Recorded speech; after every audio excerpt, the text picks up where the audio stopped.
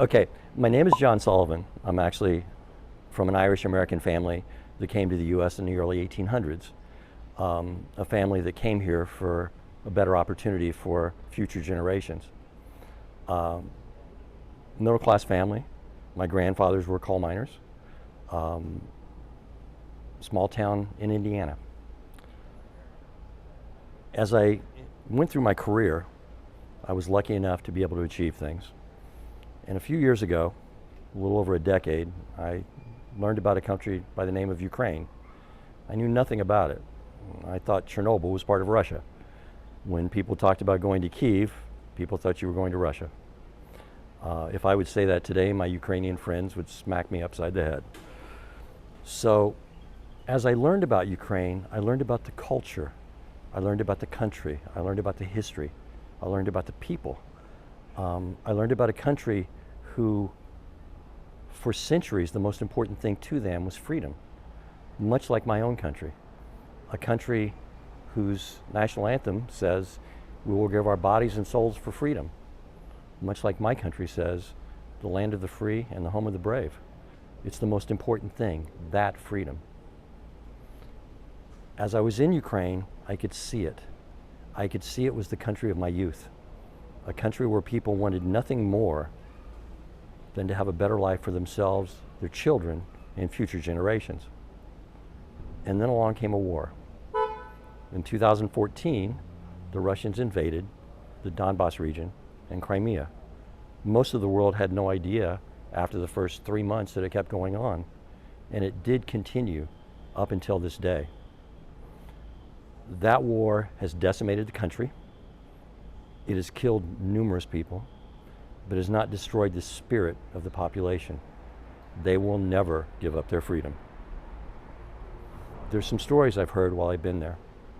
I've heard stories about what happened in towns that many people have heard about today, Bucha or Pin, that are essentially suburbs of Kiev.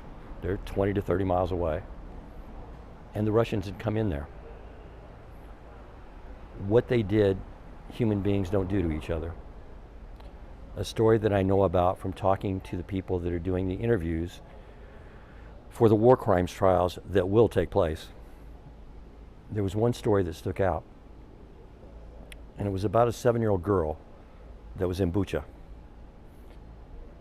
When the soldiers came in to clear the house, she was there, and they could tell she was dead. She was laying on a bed. As they got closer to her, they found 17 slash marks from knives across her body. And then they looked closer, and they found she had been raped, a 7-year-old child. The problem is it's worse than that. The next day in investigation, they found 12 different samples of DNA in this little girl. She was 7 years old. We cannot accept this. We cannot allow this to happen. That's not the only thing. Hopefully over time I'll be able to tell a lot of stories of Kiev and its history. But one special story, there's a monument to an episode called the Holodomor, where between 6 and 10 million Ukrainians were starved to death by Stalin.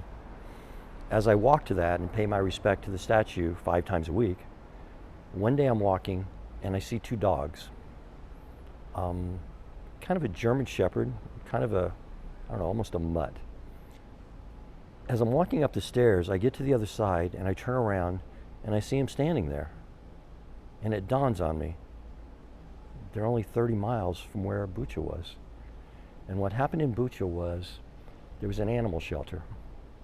And the people that worked in the animal shelter knew they could leave, and of course they would be able to come back and feed the animals. When the Russians came in, they weren't allowed to come back. In fact, 3 of the workers were killed when they attempted to come back.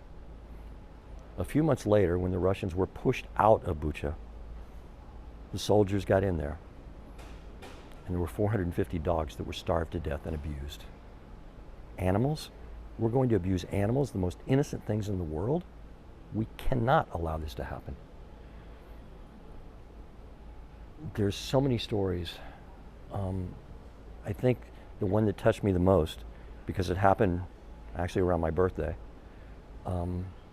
was a little girl called Liza. Liza is a Down syndrome child.